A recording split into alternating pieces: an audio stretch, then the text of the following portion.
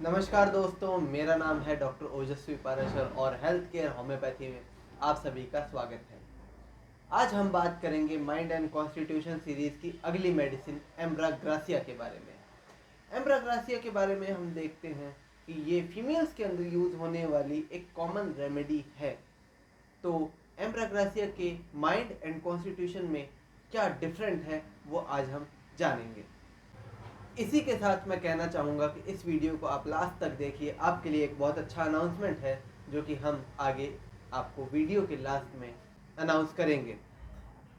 तो आइए शुरू करते हैं एम्ब्राग्रासिया के बारे में।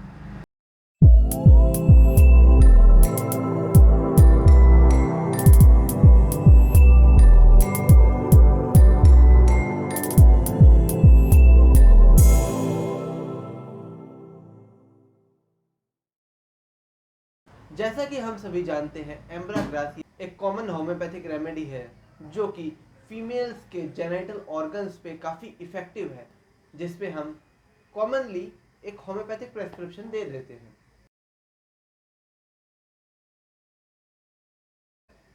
तो हम जानेंगे एम्ब्राग्रासिया का कॉमन नेम। एम्ब्राग्रासिया कॉमन नेम एम्बरग्रिस है।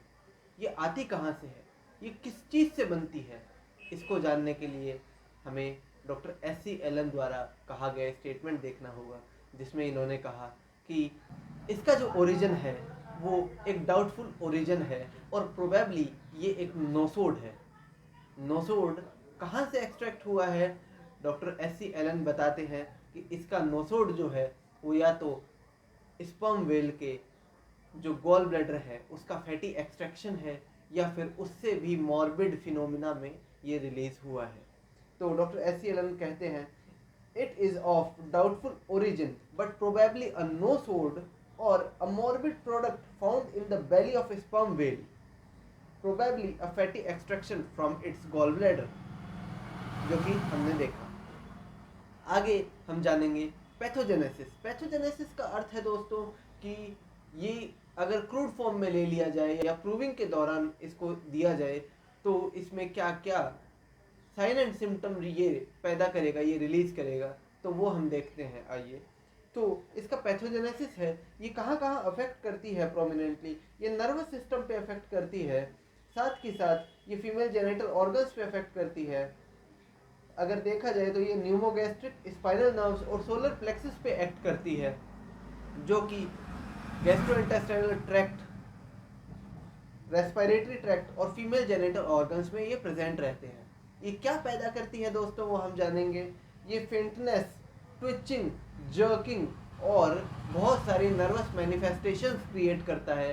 साथ के साथ देखें तो फीमेल जेनिटल ऑर्गन्स में इसका क्या रोल रहेगा वो अगर हम देखें तो उसमें ये ल्यूकोरिया, मेंस्ट्रुअल डिसऑर्डर, प्लूराइटिस वल्वा और भी बहुत सारे फीमेल जेनिटल ऑर्गन्स के डिजीजेस ये क्रिएट करता है। अब हम आगे देखेंगे कॉन्स्टिट्यूशन। कॉन्स्टिट्यूशन में हम ये देखेंगे कि किस तरह के लोग इसके लिए सबसे ज़्यादा सूटेबल रहेंगे। एम्ब्राग्रासिया के जो पेशेंट्स होते हैं वो देखने में कैसे होते हैं, किस तरह के लोग होते हैं, कौन सा एज ग्रुप होता है, वो हम जानेंगे।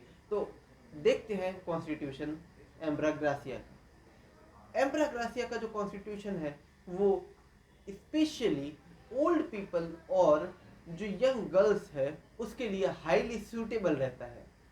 हाईली सूटेबल कैसा रहेगा? यंग गर्ल्स की अगर हम बात करें, फीमेल जेनिटल ऑर्गन्स की अगर हम बात करें, जो कि जिस चीज़ के लिए ये कॉमन रेमेडी है उसकी अगर हम बात करें, तो यंग गर्ल्स वो गर्ल्स जो कि नर्वस होती हैं, एक्साइटेबल होती हैं और साथ में लीन थिन इमेशिएटेड होती हैं, वो दुबली पतली छोटी बच्चियाँ जो नर्वस रहती हैं और एक्साइटेड रहती हैं, छोटी छोटी बात पे एक्साइटेड हो जाती हैं, इस तरह की जो बच्चियाँ हैं उनमें बहुत ज़्यादा इसका रोल रहेगा।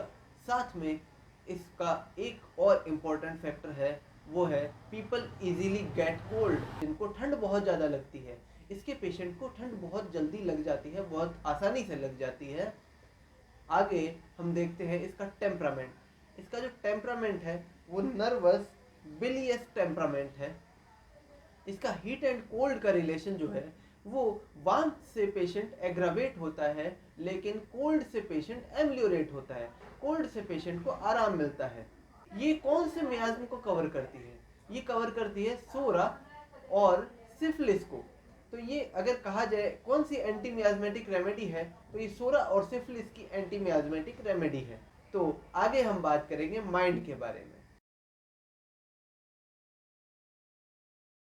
अगर पेशेंट का जो माइंड है वो हमने कवर कर लिया, तो हमें और जो प्रेजेंटिंग कंप्लेंट्स है उसको कवर करने में बहुत आसानी हो जाएगी। हम उसको रिलेट कर पाएंगे डायरेक्टली प्रेजेंटिंग कंप्लेंट्स से। तो आइए हम जानते हैं एम्ब्राग्रासिया का माइंड। माइंड में देखें तो एम्ब्राग्रासिया का एक रेड लाइन सिम्टम है जो कि बहुत इंपॉर्टेंट है, वो है बैशफुलनेस। बैशफुलनेस का मतलब है शर्म या लज्जा। पेशेंट इतना शर्मीला होता है, इतना लज्जित होता है कि वो हर जगह बहुत ज़्यादा शर्म करता है। शर्म किस तरह की?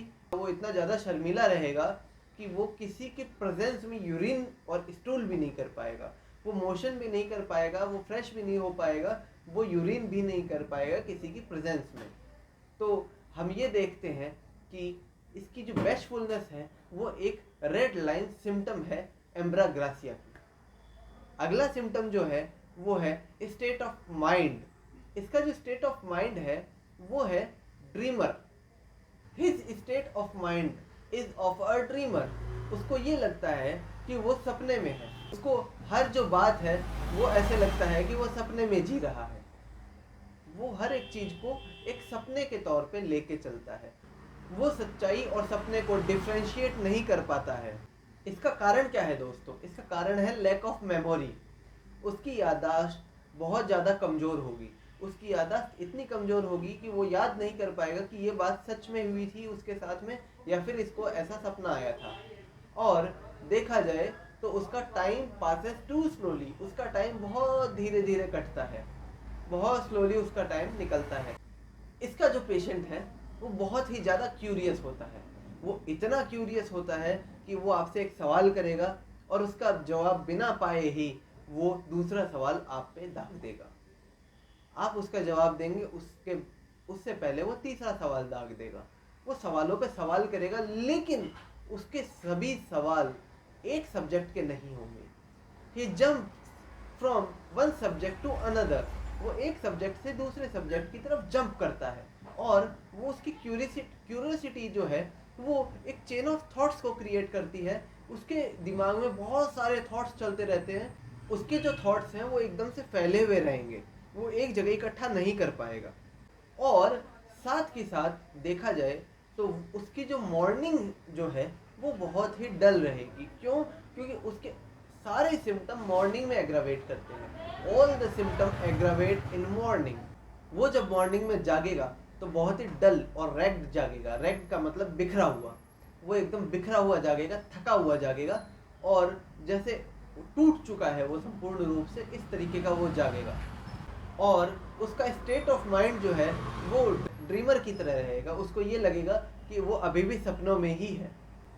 जैसे जैसे उसकी शाम ढलेगी, शाम होगी, इवनिंग आएगी, वैसे वैसे वो एक्टिव होता जाएगा और उसको ये लगेगा कि मैं पागल होता जा रहा हूँ। उसके चेन ऑफ थॉट्स, मतलब उसके जो थॉट्स हैं वो बहुत ज़्यादा बढ़ने लगेंगे। उसको ये लगेगा कि वो बहुत ज़्यादा सोच विचार करने लग रहा है। वो थॉट्स को एक जगह इकट्ठा नहीं कर पाएगा।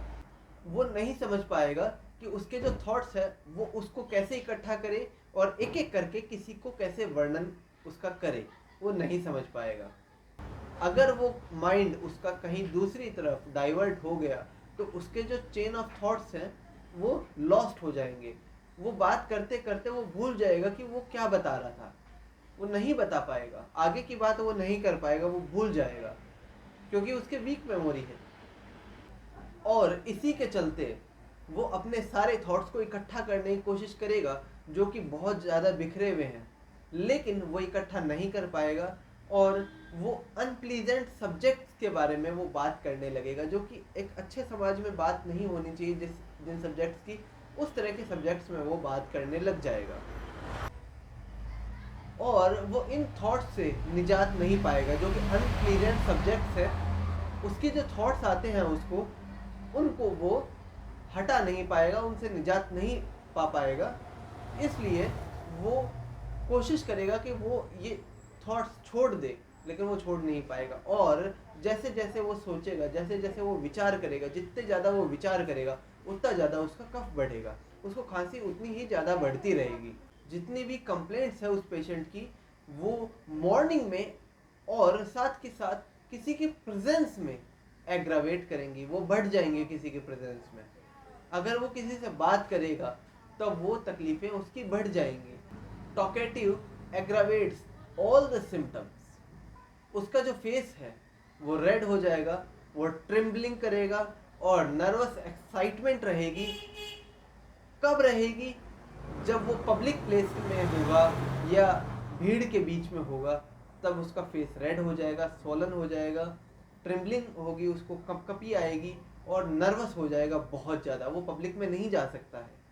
पब्लिक में जाने के बाद उसके जितने भी थॉट्स है, वो जो चीज़ सोच के गया है, जैसे कि कोई भाषण देने के लिए उसको जाना है, लेकिन वो वहाँ गया, पब्लिक के बीच में गया, भीड़ के बीच में गया, तो उसके जो थॉट्स हैं वो खो जाएंगे उसके। वो नहीं याद कर पाएगा कि उसको क्या बोलना था, वो नर्वस हो जाएगा वहाँ पे। साथ के साथ उसको यह लगेगा कि वो पागल होता जा रहा है, ही इज गोइंग इनसेन।